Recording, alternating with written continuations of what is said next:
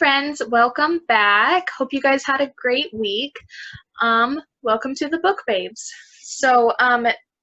This week we are going to be talking about our book club book. Like we told you last week and at the beginning of the month, our book club book for this month was The Babysitter's Club, Claudia and the Phantom Phone Calls. So, Kayla, go ahead. All right, so just a little brief backstory. If you guys don't know, we actually kind of take turns picking the book club book. Well, and picking themes. We take turns picking themes, and then if there's something both of us want, then we just both do it that month. But this month was my month, and a book I grew up reading, or another series. I don't know what it is with me in series, but I grew up reading The Babysitter's Club, and so I chose Claudia and the Phantom Phone Calls because it was my all-time favorite. I literally read this book over and over and over and over again because it really gives you that little like air of mystery, but not like scary at all. A 12-year-old could read this and be a-okay. Oh yeah. And like that's how old I was when I read this. I was 12, and then like as I got older, I didn't read it that much just because obviously you grow out of books a little bit. Like if you get what I mean. Yeah. You still love them, but then you kind of move on to other books. Anyway, so this is about a member of the Babysitter's Club named Claudia. She has a really, really hard time doing her schoolwork, but in order to stay in the Babysitter's Club and to continue babysitting and making funds that way, she does have to keep her grades up. So she basically has to do that, and it tells all about that, and then she has to, and then she gets asked to babysit, but this is a really brief synopsis, huh? But basically, during her entire babysitting, she keeps getting these weird calls and like weird knocks around the house, and like she hears rustling outside. It is seriously a babysitter's nightmare right there. So all of that happens. She's still trying to keep the kids safe and do all of that. She does end up doing something I would have never thought of doing, which is call the police. Usually I end up calling my mom and I'm like, Mom, something happened, what do I do? And then my mom probably would have been like, hey, chill out, call the police.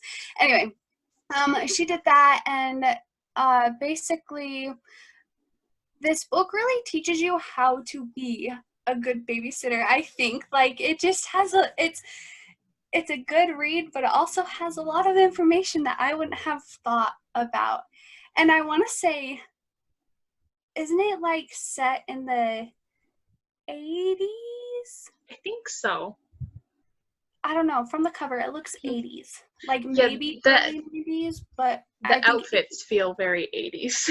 Yes, and like they have landlines, and yeah. Not that they didn't have that in the 90s, because they definitely did, but like my mom grew up reading these books, so I definitely think it's a 90s, and the cover is like has those blocky texts and all of that. Yeah. But anyway, and then basically in the end, it was just a crush, not knowing how to handle it. And it's the cutest thing in the entire world. And it makes me wish that my high school or junior high or how isn't she like 14? I think they're 14, yeah. Yeah, like when I was 14, I was a very awkward human being, and like I still am, but there was no way I was having it. No. Yeah, no. Anyway, that's the brief synopsis of everything, and the police do end up getting called. They do find this poor kid hiding, and he has to come to the door, and she's like, what? And then he has to apologize, and then he does get escorted away by the police. And I think I covered it all. Help me, Hannah. I'm horrible at the brief. That sounds good. Yeah. Anyway, let's go into how we feel about it. Like, what do we think was good, bad? What do we really like? What, I feel like I just repeated myself, but it's fine. I really enjoyed it. It was a good book. It kept me interested the whole time. One of the things I really liked was like what you said about how it kind of teaches you like how to be a good babysitter. There was some stuff in it that like I feel like would have been really good to know when I was babysitting, because I mean, I started babysitting at like 12, and I usually just stayed in my neighborhood, but they talk about how, if they think someone's outside, they can call each other, and they have this like secret code that means call the police. And they set up like burglar alarms by stacking things in front of the door so that if someone opens the door, it'll fall over. And like, I never thought of any of that. And I mean, I was babysitting in the early 2000s, so, there were cell phones and actual burglar alarms that a lot of people had. But I really liked how it talked about that, and, the importance of like being careful. And I mean, especially for like if it's set in the 80s, I feel like people have got like way more paranoid since then. So I know I am for sure. Everybody walking down the street is gonna murder me. I just know it. So like Seriously? I'm paranoid all the time, especially when I was babysitting. I mean, the tree would move outside and I was pushing the kids into a closet to protect us, and like, so I feel like, especially for the time that this was set in, it had really good information on how to keep yourself safe when there wasn't a lot of like, they didn't have video doorbells and all the stuff that people use now to keep themselves safe. So I thought it had some really good ideas. So yeah, I enjoyed that part. Nice. I forgot about the whole system they set up. I've never used a system like that for like babysitting, but were you ever out on dates and you were like, okay friend, if I text you like banana, that means it's a horrible date and I need you to call me and make up an excuse and I'll be there, like I will leave this? I never did with my friends, but I actually did with my parents. So I had a code word with my parents. So like if I texted them the code word and then I would text them right after and be like, hey, someone wants me to hang out after school, they knew that that was code to say no. Because you know how you had those friends that like, you didn't really like going to their house, like their parents were kind of scary or something, and they always wanted you to come over. And I was like, I don't really want to, but you didn't want to look at them and be like, no, your dad's scary, so please leave me alone. Like, so I would text a code word to my parents, and then they knew that to say no because I didn't want to go, but I didn't want to be rude and be like, no thanks. So I always asked, but my parents got a reputation for being really strict because there was only like 2 friends that I ever wanted to hang out with. So if you weren't one of those 2 friends, you probably thought my parents were like ridiculously strict, because I'd text them and I'd be like, oh man, they said no. That's like, what I would. Yes, and it's just more of like okay, I really don't want to hurt your feelings, but even like the ones that were more of like a school friend, I was like, look, I'm not ready to cross the boundaries of school friend to this friend. Or even to this day, I'll be like, I'll ask Carson, my husband, and obviously I do what I want and he doesn't care, you know? He doesn't, like, obviously we talk about our plans and all of that, and it's still like a, hey, do we have anything going on this day? Mhm. Okay, great. If not, I'm going to go do this. And then most of the time we have the same schedules and we do the same thing just because, you know, quarantine life. But I'll even ask Carson if I really don't want to go somewhere. I'll be like, hey, Carson, can I go to this thing? And I'll just look at him like, don't let me Yeah. say no. And I'll usually put my phone on mute, or like I'll talk to him and be like, hey, I really don't want to go. So I'm going to say, you said we had something planned, or you had something planned for us. Okay. And he's like, why don't you just tell them no? And I'm like, look, I'm I can't not do that. capable. No. Like, I can't. I use Ryan So, for that too. Yeah. If there's or something like, I don't want to do, I'm like, gosh, my husband says we have plans. Sorry. Like, um, Ryan actually once told Carson and myself, I think we were out. Oh no. Oh, okay, sorry, my video just changed. Like I touched buttons and it just changed. oh, you're good. But Ryan once told me that sometimes if certain people ask him to do things, or like, and stuff that it would involve both of you guys, he would be like, oh man, Hannah's sick, we can't go, I'm sorry, she's not feeling well. And he told Don't us that. even doubt that. I don't even doubt it. I do the same thing though. Yeah, I'll be like, oh man, Ryan is sick, so I have to go home and take care of him. And then I get home and like, hey, so like, I mean, like sometimes we're really busy. So if you are a person who I have ever said no to and you're watching this, it's not every time, okay? Don't think I'm terrible. It's just I mean, there are some people that make me like really uncomfortable, and there are times when I cannot handle it. So I mean, I think it was like a year or two after Ryan and I got married, and we met up with like a couple of people I had gone to high school with, and they were like, "Hey, it's so great to see you again. Come hang out with us." And I was like,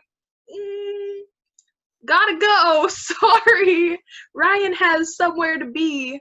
We can't." Like, just some people make me uncomfortable. Like, sorry, but And then too, like, social anxiety is a real thing, and I yeah, definitely have that. And there's just some people where I don't feel like, actually, the majority of people, I feel so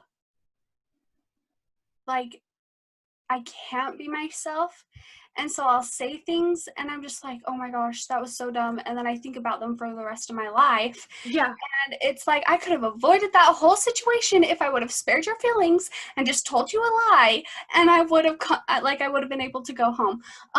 But going on to the whole, Ryan told us that sometimes when he wanted to get out of it, he would say that you're not feeling well every time after that. Like, I trusted him, and I trusted him to be like, no, to like me and Carson.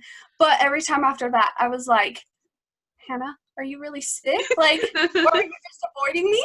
Like, what? It's so funny that he told you that though, because like the year or so before we moved to Hawaii, I was sick Yes, yeah. all the time. Like I had a super stressful job, and then I went from the really stressful job to working graves. And if you have ever worked a grave or an overnight shift, like life does not exist. It doesn't. People call you and they're like, "Hey, you get off work at 9. You want to hang out at 11?" And I'm like, "No. What's wrong with you? That's my sleep. That is the only sleep I get." And I don't get a lot of it cuz like the sun is shining and my dog was not grave trift grave shift trained by any means. So my dog's sitting there all the time like, "Play with me. Why are you sleeping? What's wrong with you?" So yeah, I mean, it's so funny that he said that, but I mean, if it was in like the year before we moved to Hawaii, I Yeah. was sick. I was sick a lot. And yeah, Well, so and I feel like Carson and I were married for a year. Mhm. And so I would have known you at that point for a solid year and a half. And I feel like we were close enough where you're like, yeah, no, that's not happening. Or you would be We like, well, we could do a little bit, but like yeah. I'm not doing 100%. And I feel like even then, most of the time I was like, oh no, that's cool. Like, do you just want to hang out, watch a show for a minute, and then kick me out whenever? Yeah. I think we were close enough that I would have been like, Kayla, I have a headache, so I'm gonna lay on your couch now. Thank you. Like, that's what I would have done. I wouldn't have been like, sorry, can't come. I would have been like, Kayla, my head hurts. Can you give me ibuprofen? Like, Well, and I feel like yeah. a couple times you came over. I want to say it was before. No, did we have a TV in our bedroom when you were here? No. Okay, so, but I feel like you and I were always in our bedroom, like just in mine and Carson's bedroom, and We we would just usually pull out were. the We were laptop laying and on your bed and we would talk about clothes and stuff talk. like that, and the boys would play video games, and that's what that's what we always did.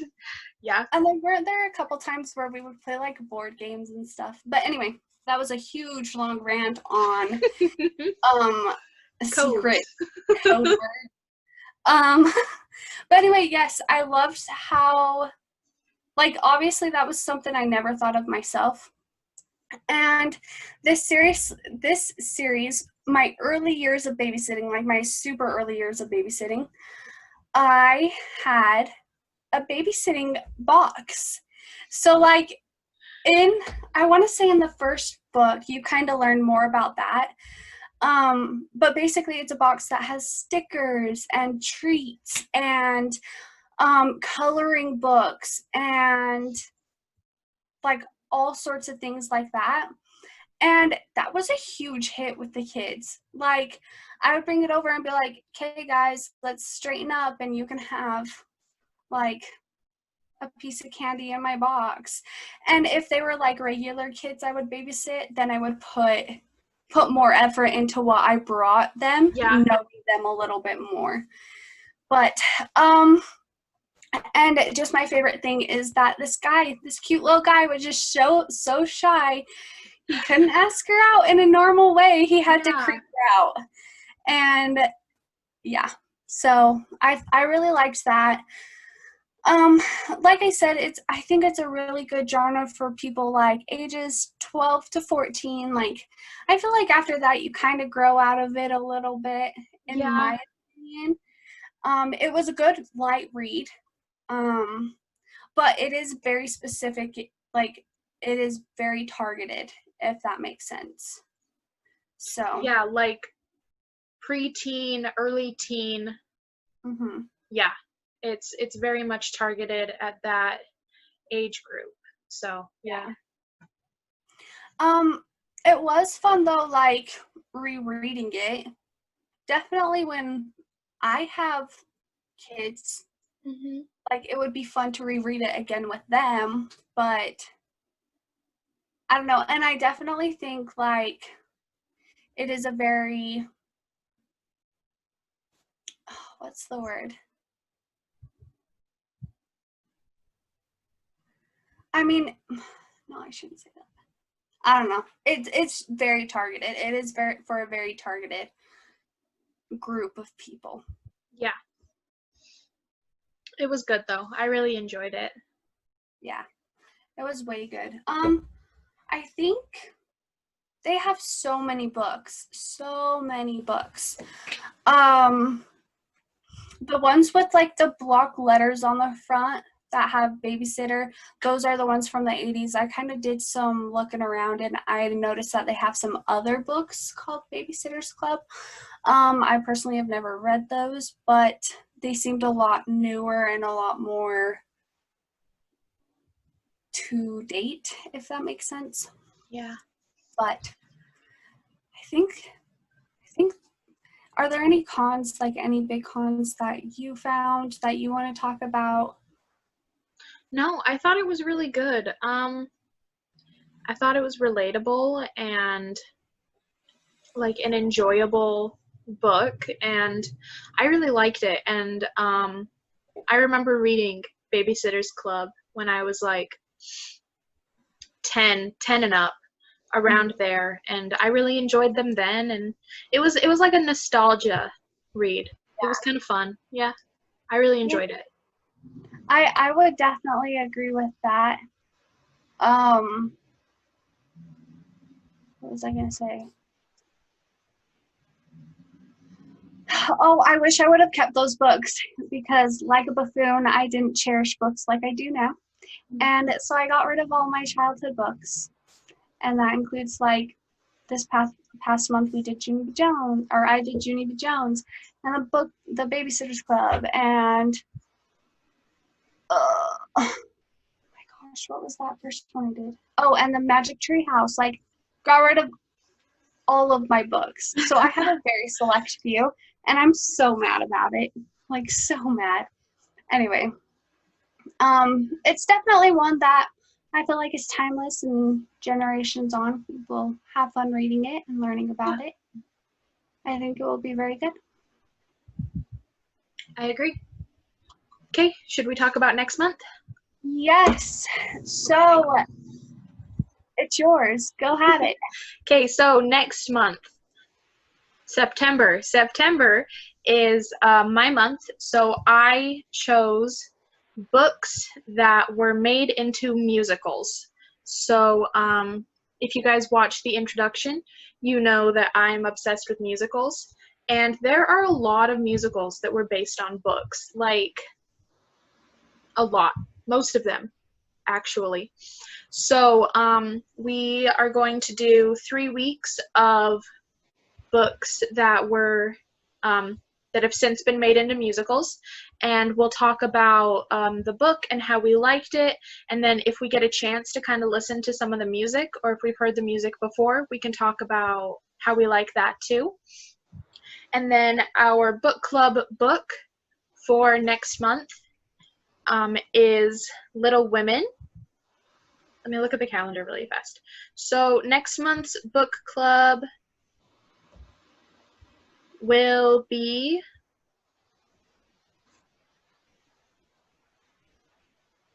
September 25th. So on September 25th, we will be talking about Little Women by Louisa May Alcott. I think that's her name. So if you would like to read the book with us and then join us for that book club, it'll be pretty much exactly like what we did today.